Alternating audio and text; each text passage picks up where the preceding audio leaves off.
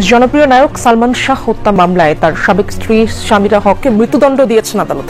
দুপুরে এই আদেশ দেন ট্রাইব্যুনালের বিচারক রকিবুল ইসলাম। সালমান শাহকে হত্যার দায়ে ফাঁসি হয়ে যাচ্ছে তার নিজের স্ত্রী সামিরা এবং খলনায়ক ডনের। চিত্রনায়ক সালমান শাহর মৃত্যুর ঘটনায় প্রথম আসামি হিসেবে যার নাম আছে তিনি হচ্ছেন স্ত্রী সামিরা হক। সামিরা, আপনাকে বলতে চাই, গাল গল্প না, এই যে শুরু হলো, খেলা শুরু হলো আপনার সাথে আমাদের ব্যক্তিগত কোনো আক্রোশ নাই, যা হবে আইনে হবে। আসসালামু আলাইকুম সম্মানিত প্রিয় দর্শক, তবে কি সালমান শাহ হত্যার দায়ে তার স্ত্রী সামিরার ফাঁসি হতে যাচ্ছে? হ্যাঁ দর্শক, তদন্তে কিন্তু এরকমটাই কিন্তু বেরিয়ে এসছে। দীর্ঘ 29 বছর পর ওমর নায়ক সালমান শাহ হত্যাকাণ্ডের সেই চাঞ্চল্যকর তথ্যগুলি কিন্তু একে একে কিন্তু বেরিয়ে আসছে। কিভাবে তাকে হত্যা করা হয়েছে এবং কারা কারা এর সঙ্গে জড়িত এবং কে প্রধান আসামি ছিল সেটাই কিন্তু এক এক করে সত্যগুলি বেরিয়ে আসছে। যার মধ্যে অন্যতম একজন আসামি হলেন কিন্তু সালমান শাহর স্ত্রী সামিরা। ইতিমধ্যে কিন্তু তাকে গ্রেপ্তারের নির্দেশ দেওয়া হয়েছে এবং সালমান শাহর ভক্তরা কিন্তু অবিলম্বে কিন্তু দাবি জানাচ্ছেন এই সামিরা হককে যেন ফাঁসি দেওয়া হয় সালমান শাহ হত্যাকাণ্ডের দায়ে।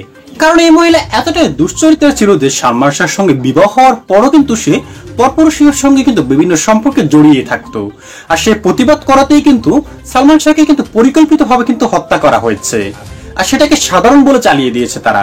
তবে সে সময় সে সত্য না খুললেও এবার কিন্তু একে একে সব সত্য বেরিয়ে আসছে এবং ফেঁসে গিয়েছেন সালমান শাহর স্ত্রী থেকে শুরু করে আরো বেশ কয়েকজনই। তাই আমাদের আজকের এই পূর্ণ তদন্তর যে রিপোর্টটি রয়েছে দর্শক, সেটা কিন্তু খুবই গুরুত্বপূর্ণ। তাই আপনার কাছে অনুরোধ থাকবে আমাদের আজকের এই গুরুত্বপূর্ণ রিপোর্টটি একেবারে শেষ পর্যন্ত দেখলেই কিন্তু আজকের এই বিস্তারিত ঘটনাটির সম্পূর্ণ আপনি বুঝতে পারবেন ভালো করে। তাই আপনার কাছে অনুরোধ থাকবে সম্পূর্ণ রিপোর্টটি একেবারে শেষ পর্যন্ত দেখবেন। তাহলে চলুন সম্মানিত প্রিয় দর্শক, আপনার মূল্যবান সময়টুকু আমরা নষ্ট করতে চাই না, শুরুতে পর্যায়ক্রমে আজকের সেই গুরুত্বপূর্ণ রিপোর্টটি আপনাকে আগে দেখিয়ে নিয়ে আসি।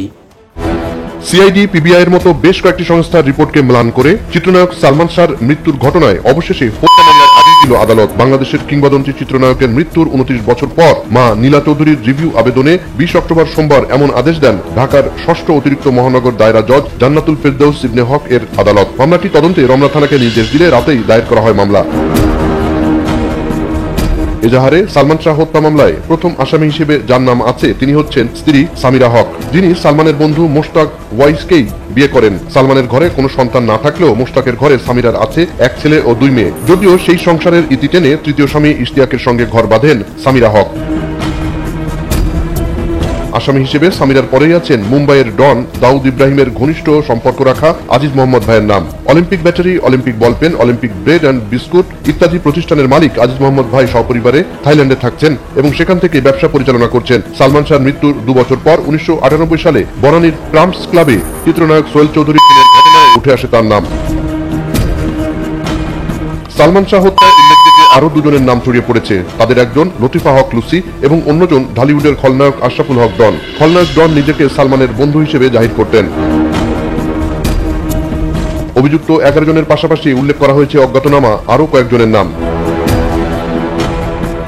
চিত্রনায়ক সালমান শাহর মৃত্যু নিয়ে শুরু থেকেই পরিবারের দাবি তাকে হত্যা করা হয়েছে। 2017 সালের এক লাইভে শাহরান বলেছিলেন সামিরাকে কিস করার জন্য আজিজ মোহাম্মদ ভাইকে তার ভাই সালমান প্রকাশ্যে সোনারগাঁও হোটেলে চড় মেরেছিলেন। বিষয়টা সবার জানা। ওই দিন টাকা সহ সামিরাকে হাতে নাতে ধরে ফেলেন সালমান। এ টাকা কিভাবে পেয়েছিল তার কোনো সদুত্তর দিতে পারেননি সালমান শাহর স্ত্রী সামিরা। শাহরানের ধারণা সম্ভবত এই টাকা দিয়ে কোনো ষড়যন্ত্র করার কাজে আজিজ মোহাম্মদ ভাইয়ের কাছ থেকে নিয়েছিলেন সামিরা। শেরাটন হোটেলে আজিজ সালমিকাকে কিস করেছিল এবং আমার ভাই এতটুকুই ভালো মানুষ ছিল যে এই পার্টির মধ্যে সবার সামনে আজিজ মোহাম্মদের থাপ্পড় মারা হয়েছে।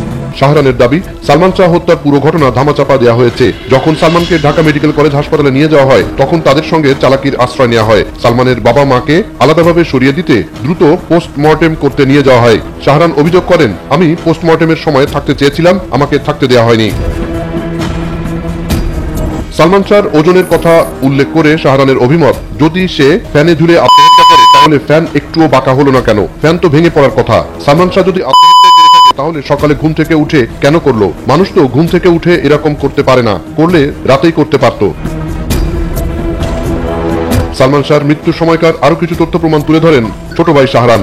শাহরান বলেন, যদি সালমান শাহ তাহলে তার রুমের দরজায় কেন দায়ের কোপ থাকবে? দেয়ালে কেন ধস্তাধস্তির চিহ্ন থাকবে? আমি নিজে দেখেছি সব। আমার ভাই মালব্রো গোল্ড ব্র্যান্ডের সিগারেট খেত, সেখানে অন্য ব্র্যান্ডের সিগারেটের খোসা এলো কোথা থেকে? কারা খেয়েছিল এই সিগারেট? শাহরান বলেছিলেন, আমার ভাইকে আমি চিনি, আমার সঙ্গে সে অনেক ঘনিষ্ঠ। যদি তার মনে এমন কোনো চিন্তা থাকতো তাহলে অবশ্যই আমার সঙ্গে শেয়ার করত। আমরা এক বিছানায় ঘুমাতাম। দাফনের আগে তাকে গোসল করিয়েছিলাম। তার ফাঁসির কোনো চিহ্ন ছিল না, একটা টেলিফোনের তার জড়ানোর চেষ্টা করা হয়েছিল। এক বিছানায় আমি ঘুমাইছি আমার ভাইয়ের সাথে। হ্যাঁ, যদি আমার ভাই এমন কোনো কিছু যদি থাকতো সেটা আমার সাথে শেয়ার করতো, এমন কিচ্ছু ছিল না। সালমান শাহর মৃত্যু নিয়ে তার ছোট ভাই শাহরানের এসব তথ্য তদন্তে নতুন মোড় নেবে বলে আশা করছেন সালমান ভক্তরা। সামিরা, আপনাকে বলতে চাই, গাল গল্প না, এই যে শুরু হলো, খেলা শুরু হলো আপনার সাথে আমাদের ব্যক্তিগত কোনো আক্রোশ নাই, যা হবে আইনে হবে। আপনিও দৌড়ান, আমরাও দৌড়াই। গরজামাই কিছু মানুষ আছে আমাদের এলাকা ভিত্তিক, ওই গরজামাই বিয়ে করে বউর শ্বশুরবাড়িতে থাকলে তখন ওই বউয়ের লাতি গোতা খায় আর জামাই হ করে। তো উনি তো ভিতরে গরজামাই বসে বসে হ করতেছেন, উনি তো সামনে আসেন না।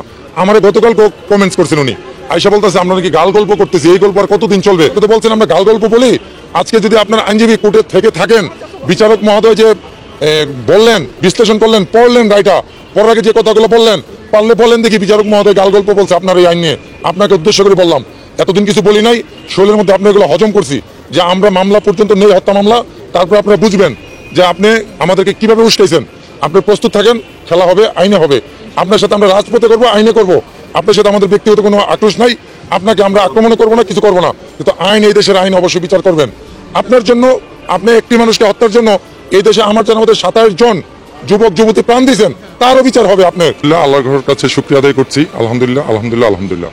কারণ 30 বছর যাবৎ সালমান ভক্তরা আমাদের মনের ভিতরে যে তুষের আগুনের মতো দাও দাও করে ঘষে ঘষে জ্বলছে, আর এক একটা রায় দিতেছে, আর আমাদের মধ্যে মনে হতেছে হিরোশিমায় যেমন জাপানি হিরোশিমায় কামান পড়লে যা হয়, অ্যাটম বোম পরে যা হয়েছিল, আমাদের ভিতরটা এমনই অবস্থা।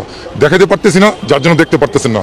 আমরা সেইখান থেকে এসেও পিবিআই যখন তদন্ত প্রতিবেদন জমা দেয়, তারপর মানে সালমান ভক্তদের মধ্যে মানে ইস্পাতের মতো আগুন যেমন জল, ইস্পাত তৈরি করছে তেমন আগুন জ্বলছে একটা, যে এটার একটা সুরেখা আমরা করব। আমরা রাজপথে তখন থেকেই ছিলাম, আগেও আছি, এখনো আছি। প্রথম বলবো যে আমাদের সালমান ভক্তদের বড় অ্যাচিভমেন্ট ছিল যখন সামিরা আইনজীবী নিয়োগ দিয়েছেন, দ্বিতীয় দিন শুনানিতে উনি আসেন নাই। আর আজকে হলো সফলতার প্রথম ধাপ, প্রথম সিঁড়িতে আমরা পা দিলাম, যেহেতু এটা হত্যা মামলা হিসেবে রূপান্তরিত করেছেন বিচারক মহোদয়। আমরা ওই দিনই সন্তুষ্ট ছিলাম ওনার উপর। উনি মামলার আত্মপান্ত যাভাবে শুনলেন সময় নিয়ে, আজকে যে রায়টা দিলেন, এটা ইতিহাসে মনে হয় যে ম্যাজিস্ট্রেট কোর্ট বা মহানগর দায়রা জজের মনে বিরল রায়, যে এত সময় ধরে উনি পড়লেন, শুনলেন, সময় নিলেন, দিলেন। আমরা চাই উনি যেহেতু দিলেন হত্যা মামলা হিসেবে এটা রূপান্তরিত করার জন্য, অবশ্যই আমরা একটা সুফল পাবো, ইনশাল্লাহ আমরা পাবো। আমাদের মনে আছে ভাই, কোটি কোটি সালমান ভক্ত, আপনি চিন্তা করতে পারবেন না নামাজরত অবস্থায় বাংলাদেশে ইতিহাসে মানে এটাই প্রথম যে সালমানের এই ডিভিশন শুনানি রায়ের জন্য কত নারী, কত পুরুষ যে নামাজের বিছানায় বসে গেছে, আপনারা চিন্তা করতে পারবেন না। এটা হলো আমরা কোরআন মসজিদে বা কোরআন শরীফে বা ইবাদতের কিছু কিছু জায়গায় শুনি যে নফল নামাজ নাকি আল্লাহ কবুল করেন। অনেক সালমান ভক্ত আছে যে নফল নামাজ পড়েছেন তার জন্য, আর মা তো যার নামাজের বিছনায় ছিলেন শায়িত অবস্থায়, উনি শুয়েছেন আমাদের বিছনায়, মানে আমাদের সাথে কথা বলছেন, নামাজ পড়ছেন, রেস্ট নিয়েছেন, ক্লান্ত হয়ে গেছেন পড়তে পড়তে। একজন মায়ের দোয়া মানে আল্লাহ কবুল না করে পারে না। আর কোটি সালমান ভক্ত যেখানে আছে, আমাদের অবশ্যই প্রথম ধাপে আমরা পা দিয়েছি। ইনশাল্লাহ আমরা বাংলার মাটিতে সালমান ভক্ত এবং আপনাদের সহযোগিতায়, সাংবাদিকদের সহযোগিতায় আমরা সঠিক বিচার করবো ইনশাল্লাহ। সম্মানিত দর্শক শ্রোতা, একবার চিন্তা করে দেখুন, একজন স্ত্রী হয়ে কিভাবে স্বামীকে হত্যার পরিকল্পনা করতে পারে, সে কত খারাপ হলে এমন একটা কাজ করতে পারে। এবং তার বেশ কয়েকবারই কিন্তু পরপুরুষের সঙ্গে কিন্তু ধরে ফেলেছিল সালমান শাহ, আর সে প্রতিশোধের জেরেই কিন্তু সালমান শাহকে হত্যা করা হয়েছে। এছাড়াও ইতিমধ্যে কিন্তু সালমান শাহর ভাইও কিন্তু বেশ কয়েকটি প্রমাণ কিন্তু দিয়েছে যে এটা পরিকল্পিত হত্যা। এমনকি ইতিমধ্যে কিন্তু মামলাটি কিন্তু পুনরায় তদন্তের জন্য কিন্তু দেওয়া হয়েছে, এবং আজ এবং কালের মধ্যে কিন্তু সালমান শাহর স্ত্রীকে গ্রেপ্তার করানো হতে পারে। কারণ ইতিমধ্যে কিন্তু সালমান শাহর ভক্তবৃন্দরা কিন্তু দিনে দিনে কিন্তু হাইকোর্টের সামনে কিন্তু জড়ো হচ্ছে। তাদের দাবি একটাই, এই সামিরা এবং কি আরো অন্যান্য যে আসামি রয়েছে সালমান শাহর হত্যাকাণ্ডে, সকলকে কিন্তু ফাঁসিতে ঝোলানোর দাবি জানাচ্ছে তারা। এমনকি এই মুহূর্তে তদন্তের যে বিষয়গুলি বেরিয়ে আসছে দর্শক, সেগুলোতে কিন্তু অনেক কিন্তু চাঞ্চল্যকর সত্য ঘটনা কিন্তু বেরিয়ে আসছে। কিভাবে সালমান শাহকে হত্যা করা হয়েছে এবং কত টাকার বিনিময়ে হত্যা করা হয়েছে, সেটাও কিন্তু একে একে কিন্তু বেরিয়ে আসছে। এবং এতে কিন্তু সালমান শাহর স্ত্রী সামিরা হক সহ কিন্তু খলনায়ক কিন্তু ঢনও কিন্তু ফেসে গিয়েছেন। এবং ইতিমধ্যে কিন্তু আদালত থেকে নির্দেশ দেওয়া হয়েছে তারা যাতে দেশ থেকে পালিয়ে যেতে না পারে, ইমিগ্রেশনে কিন্তু চিঠি দেওয়া হয়েছে।